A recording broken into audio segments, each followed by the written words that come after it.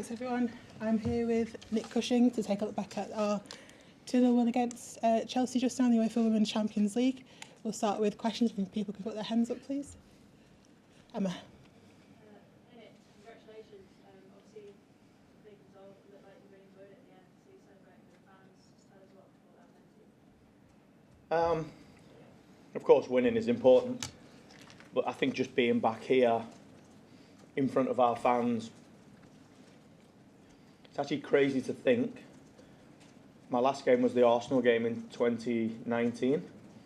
It's the first time I've been back in the stadium since then, because of COVID and because of the MLS schedule and the WSL schedule not sort of matching. So it was important for me tonight to the team put a performance in that I believe reflects us in this stadium, and I really wanted to win the game for the fans tonight. And how important, I suppose, and how much confidence does it give you the fact that you've got this 2-0 lead going into the second leg again? The difference between 2-0 and 1-0 could be quite significant.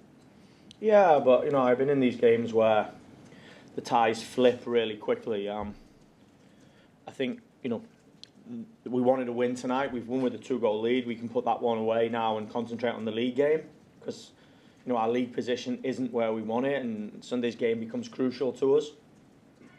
And then we'll prepare for the Stamford Bridge game after that. And we know any game against Chelsea is going to be incredibly difficult. We were really disappointed after the League Cup game because I felt that we were in it and we fell the wrong side of a tight game. So tonight, I think for me, the confidence and the belief comes from knowing that we can play whatever game is in front of us, right? We had to suffer tonight. We had to sit and defend our goal at times. And, we're known for being a good possession team, but, our threat on the counter-attack was there. So for me, it's about evolving this team into a winning team. And Izzy Christensen said on BBC Radio 5 Live Punditry that it was a masterclass of yourself in terms of the way you set the team up, said to look really aggressive and impressive in front. How would you sum up the I suppose, quick changes you've made in the last week? The work that's been done here has been, to get the team to where it is now is high level, because the team wouldn't be in Champions League quarterfinals or League Cup finals, FA Cup semi-finals if the work wasn't good. For me, it's about how do you make sure that you're a threat against the top teams, because you don't win trophies unless you can beat the best. So for me, we have to be a threat in every phase of the game. We have to have that presence in the game, even when Chelsea are pushing the game, because that's how you win, these tight games, these critical games. So, I was pleased tonight as the game went on. Kerolin started to be a threat in the game. Obviously, Viv came off the bench. We knew that she would be a threat. For us, it's about making sure, especially when we're at home, that we have a real presence in the game and we're a threat throughout. Amy. Just on Viv there, was part of the reason to keep her putting her on the bench because of the impact that she could have on it as well as obviously their management? Yeah, the reality is I fight with my staff and will continue to fight with my staff when they tell me that you have to rotate and this. And the reality is it's tough for a team with so much strain on it with injuries to just keep rolling, and we were good in the League Cup final, but we didn't win. We were good tonight. It's going to be tough again to turn this team around, and we do have depth in the team, but not at this moment because of the injuries. And you look at Chelsea bringing up, multiple internationals off the bench. We don't have that luxury because Bunny's out and Alba's out and Alex is out and Lauren's out. So, we have to try and find small ways of getting wins. And Viv starting on the bench tonight and coming off the bench is a bit of a gamble because you want to stay in the game. It's a great opportunity for Lily, but I knew that Viv would be able to come for 45 and be a huge presence in the game, and you can see that with the result. Sandra. How important is it psychologically, particularly with those injuries to Shaw, Virginia and with Lauren Head not being back, to get this win, clean sheet against Chelsea side that's been on this massive unbeaten run, particularly going into the league game? Yeah, I think my personality, part of my remit for coming here is to give this team my personality and to just be the person that I am. This organisation knows me inside out, and I say that because I love the challenge and I see it more as an opportunity. I'm obviously disappointed that we lose Bunny Shaw and we don't have our key players, but I see it as an opportunity. Kerolin has been pushing since I've been here to show me that she wants to play in these big games, so it's an opportunity for her. You know, Jess Park was incredibly disappointed not to play in the final after playing really well against Aston Villa. So for me, you know, to be a team that competes for every trophy, everybody has to be ready. Whether you have young players, if you're going to put these players in the squad, you have to believe in them, and you have to, you know, go into big games. You know, I remember putting Kira Walsh into a game in Notts County in 2014 when she came from Blackburn's under-17s. I believe in the players, and for me, it's about trusting them, putting them in the team, and telling them to go attack the opposition. Tom? Nick, hi, congratulations. Can I ask a two-part question on the Miedema, please? Firstly, just how impressed you were with her quality of her finishing and the kind of instinctiveness of that. But also, in the years that you've been working in America, you know, she's been moved deeper and deeper and deeper by Arsenal and now City. And tonight, as a striker, I just wonder, is this her best position? Like, is this where you think she's still her most effective? Her finishing didn't surprise me because in my last tenure she scored against us every time we played against. You know, we play a Conti Cup final in 2017. She scored the winner. I was actually joking about her with that. You know, I don't know if she's a number 9, number 10. I understand why people have moved her deeper. She wants the ball and she wants to be involved in the game, and that's because naturally she understands the game really well and she's a huge impact player. For me, it's about getting her close to the goal. Tonight shows if you get her close to the goal, she can create and score for you. And however we set the team up, I don't want to take Viv's strengths away by having her deeper and working to get the ball back. You know, I think for me, winning teams is about blend and balance, and I don't think you get the best of Viv by putting her close to our box. I think it's by getting her close to the opposition box. So, you know, I think she can go in the number 9, but that affects, you know, it's who you blend around her. I think tonight you saw the best of Kerolin when Viv come on, because Viv will come deeper and that opens up spaces and she can link and then Kerolin can go running. So I think it's about the blend of how you put the right pieces around each other to make sure you get the best out of each individual. And with Kerolin, she seemed to have great joy when like running directly at the Chelsea defenders. Is that something that you asked her to do tonight, like specifically? Yeah, we're a possession team, right? So we play a lot of possession and long periods of possession, but I don't think you're going to get the best of Kerolin by asking her to receive it and pass it. She's got to be faced up and running in behind and playing a real attacking style of the game. And I think as the game started to open, it starts to suit players like Kerolin, and you got to embrace that and you got to use those strengths, because I think to beat Chelsea, you got to find a way to win. And really pleased about how we defended our goal tonight, but I think you saw that we had a threat throughout the game. Catherine? Hi Nick, you talk about young players, you mentioned her after the League Cup final, but great to fire obviously. She's had opportunities mainly because some of the players have been injured, but she looks really at home at this level. And how impressed have you been with her? Yeah, incredibly impressed. I think these moments are, they can swing both ways, because you know you want to give young players an opportunity, but you also don't want to force them to play too much. But at the moment she's having to play. But at the same time, if we had other players, I still wouldn't take her out, right? Because she's proven that she can play in these huge games, that she can, you know, you look at the way Chelsea set up twice to allow her to dictate the game, to allow her to make the game. And that brings a lot of responsibility when you look at the way that we play.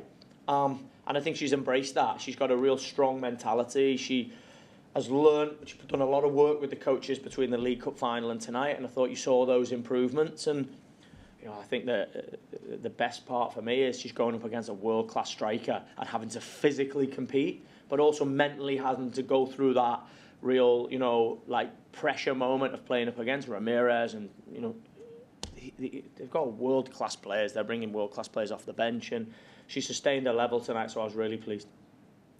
Charlotte? Hi Nick.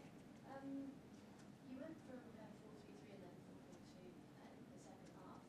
Was that always planned, or why did you do that? Obviously, was masterclass instead? I don't know about masterclass. Yeah, I think I said it before. I think that these 4 games are going to evolve. I think it's going to be intriguing to see how the personnel changes and how the tactics change. And I knew that they would come with almost with a strategy when we jumped with the winger and the fullback. I knew they would come with some kind with Kira in there. You know she can unlock the game, and she's smart and bright in finding solutions. So I wanted to keep changing it, and I will change it again going into the league game just to pose Chelsea more problems. I think ultimately we have to create goal chances from our pressing moments, because in possession we're not going to create enough volume to beat these big teams. the volume of our offensive play has to come from set play, has to come from high pressing moments, has to come from counter pressing actions. And I think tonight, just changing the strategy and shifting it is posing more problems. And as the game went, I think you can see that we're creating offensive moments from that. My frustration is we have to be cleaner. We have to make better decisions in the final third, and we have to create bigger chances because we have so many good moments in that phase of the game that we have to be ruthless. And I know you've still got Nikki and Diego on your coaching staff. You spoke at the weekend about it's about up to you to analyse your performance. Have you had reinforcements from any the City football group or performance analysis specifically? Yeah, I've got a good staff as a whole, but I've brought in another assistant coach, Dan Fradley, that was on my bench in New York.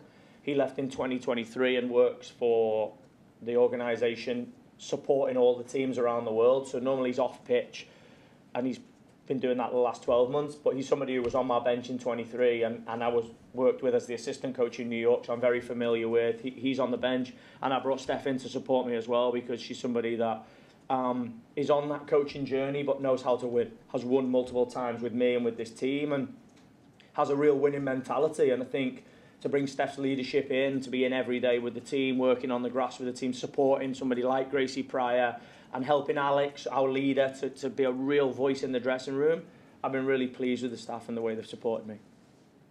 Anton? Just spoken to Viv. I was wondering what her reaction was when he said you were on the bench for this one. And secondly, she was saying that she actually watched the first half and strategised in her mind the impact of the spaces that she could affect when she came on. What does that say about her?